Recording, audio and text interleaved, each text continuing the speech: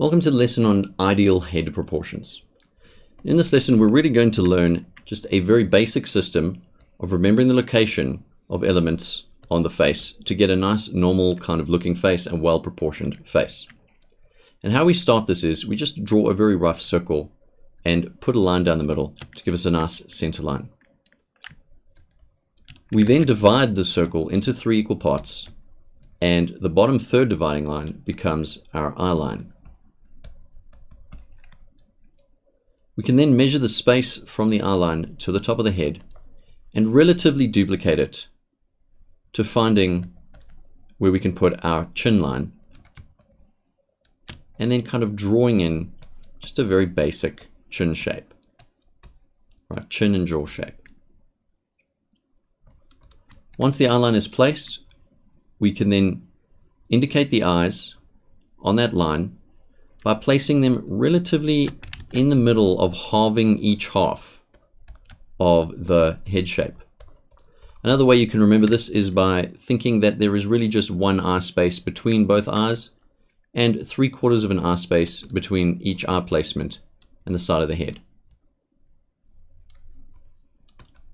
The bottom of our circle becomes the bottom of our nose.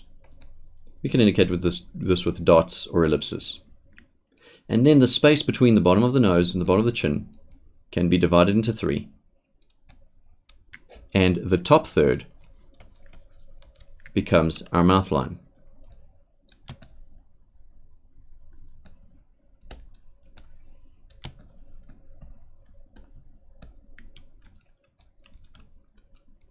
Then roughly 1/2 to 3/4 of an eye height above the eyes, we can just indicate some eyebrows. We'll keep it very simple.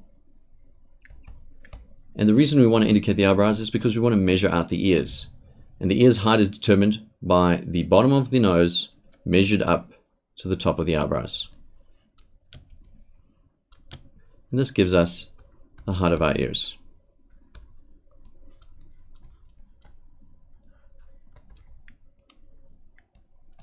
And these are effectively general head proportions that make a good guide for us to achieving relatively normal looking, not crazy or weird looking heads, just relatively normal looking character heads. So let's look at these key locations one more time.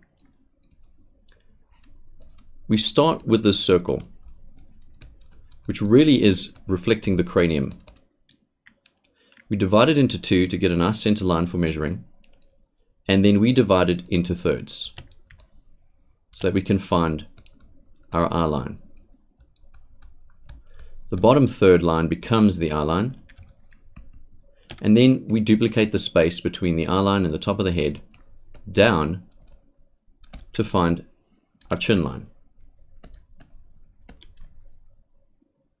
Then we place our eyes halfway between the middle line and the end of our circle, and we draw in our eye shapes.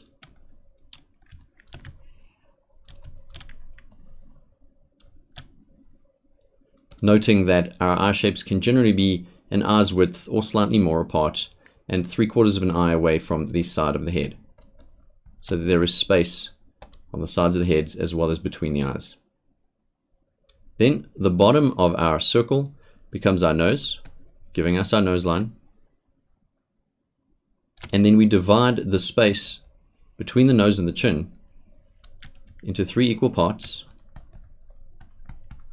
And that helps us find our mouth line, which is the top line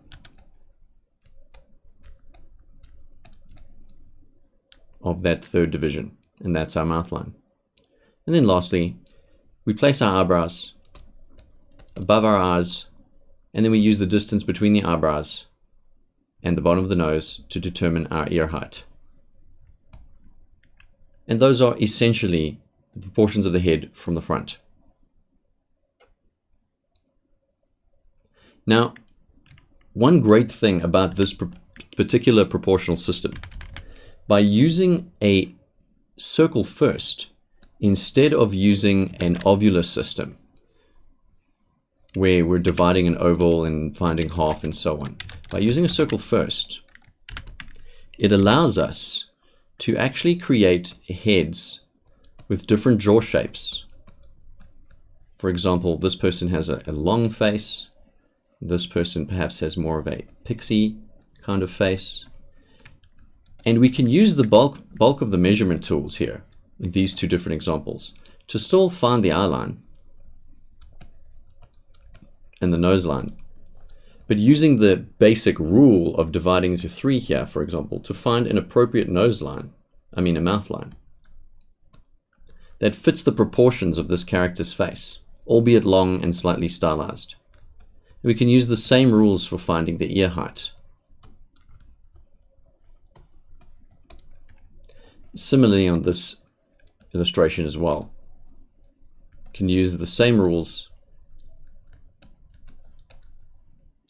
to find that mouth line and draw it in fairly quickly and fairly easily, just by remembering our placement rules of the key features. And that's why it's great to start with essentially the cranium for remembering your proportional rules for the head. Right, and those are the proportions of the head.